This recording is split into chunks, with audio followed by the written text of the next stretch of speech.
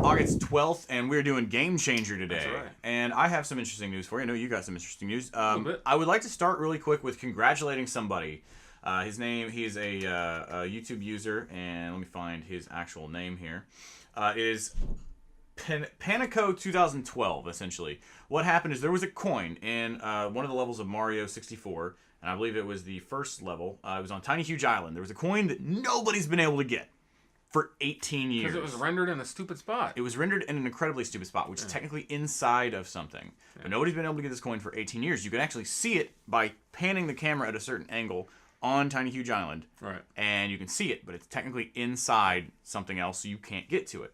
Well, what he found out is by using clipping software and a few mods that he could go and swim into the top. There's a little area, top of Tiny Huge Island.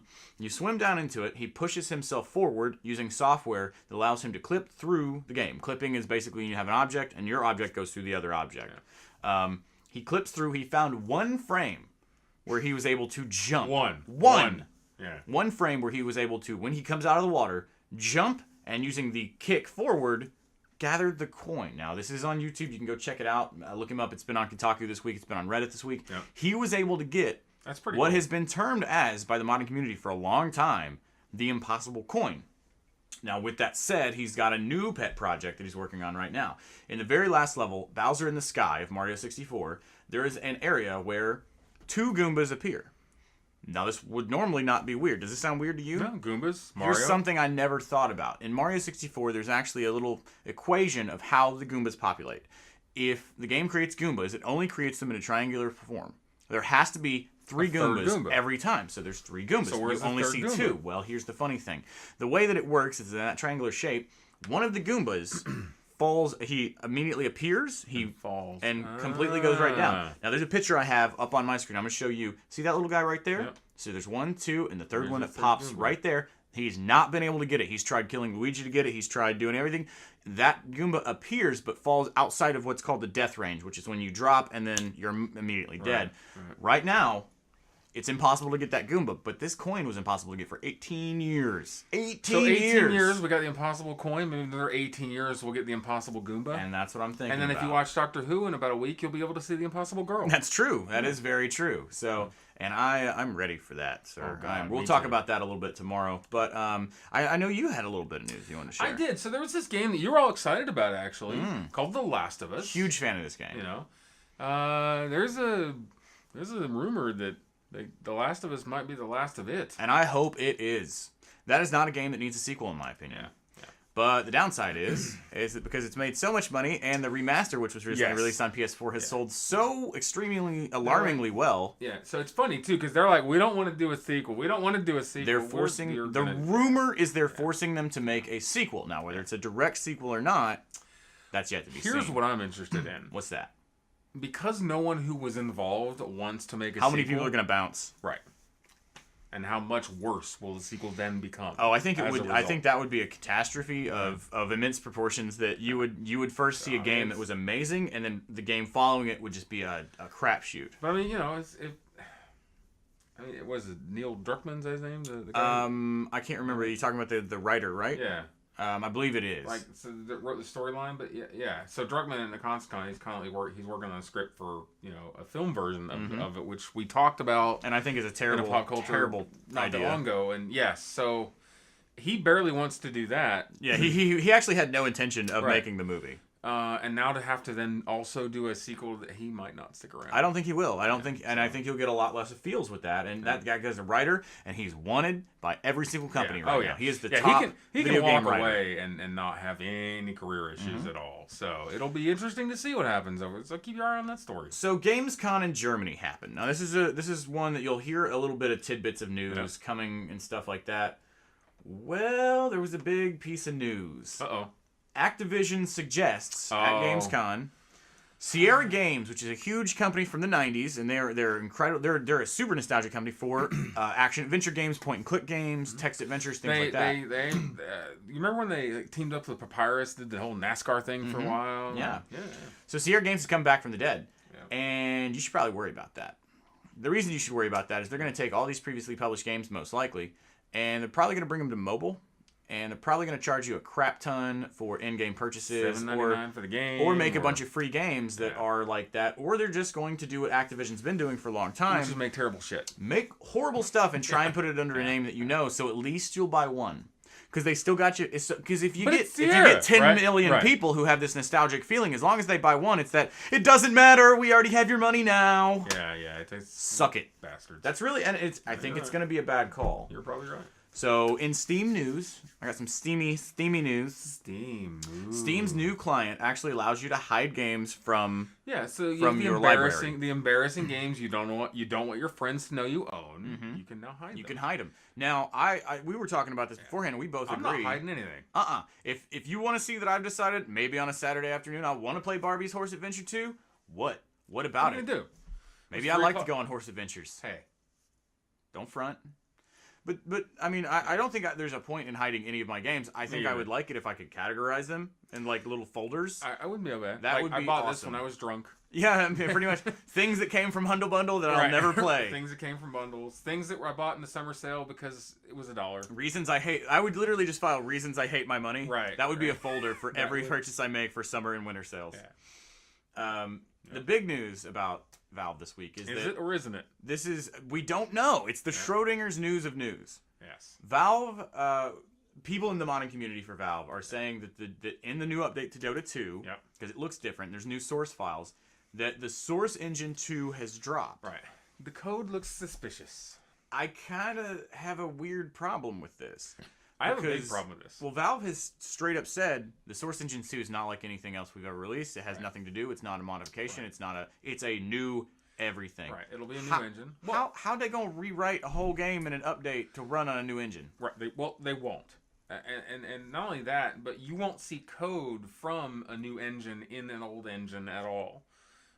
You look at the Unreal engines. I'll use those as my example. You know, when a game there have been some games that have been written for both for like 3 and 4, but they're not an update. It's a completely different game at that point. And that's.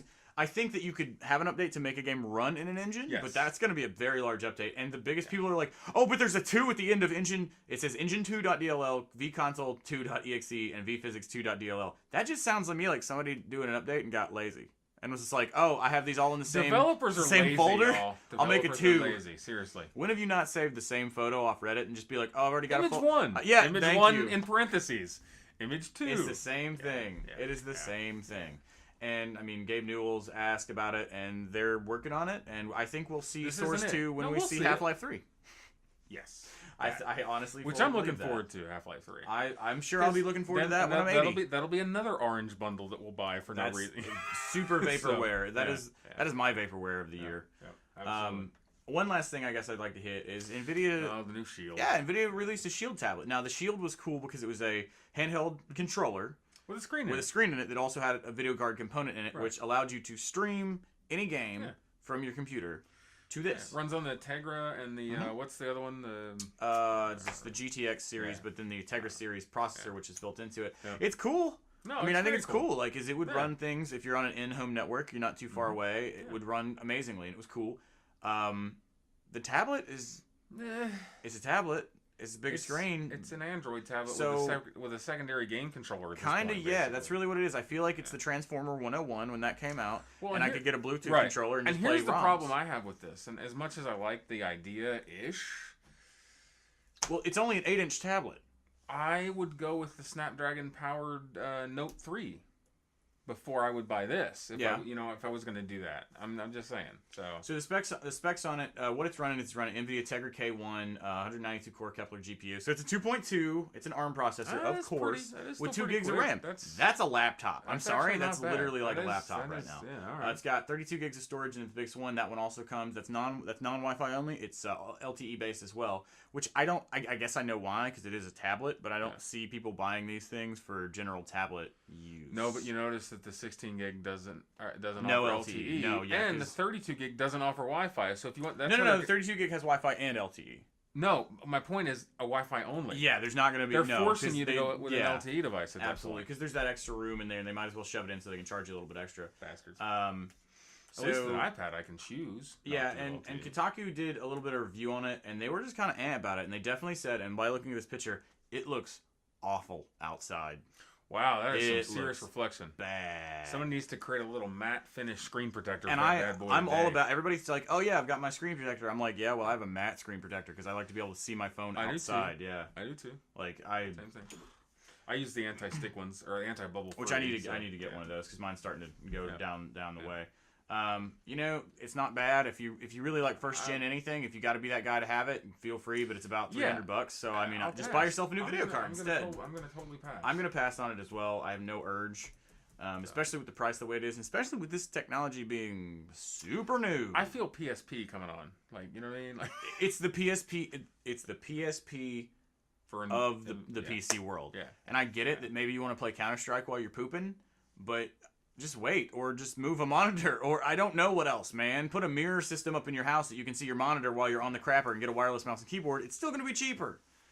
So if you hate your money that much, feel free to go that way. Other than that, I think...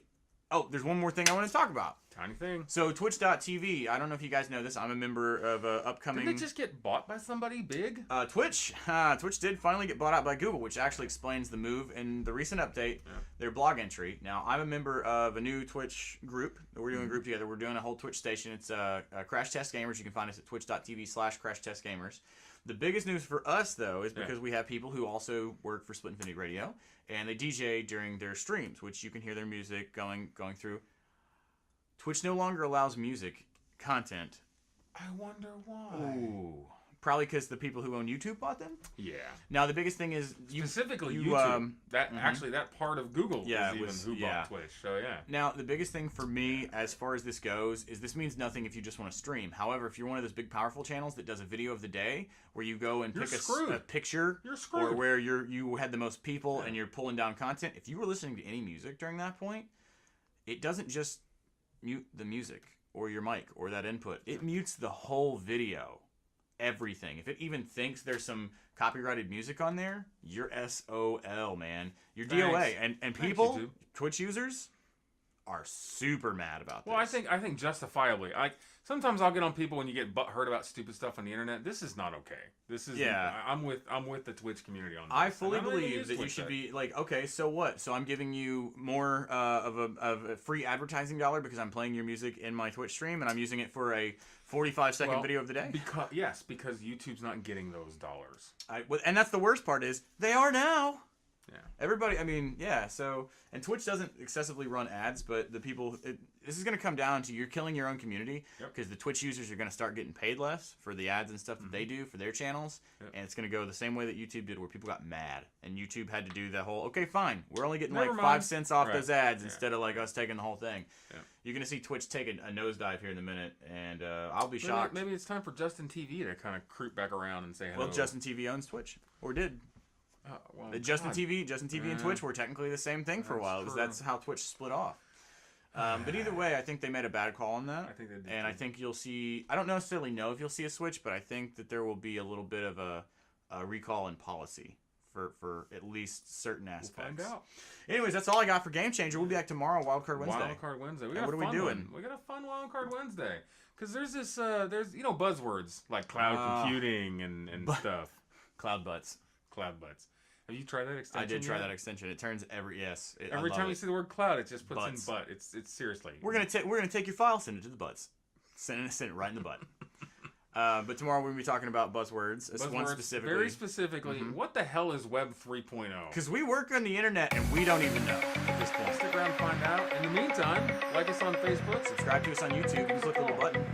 Holler at us.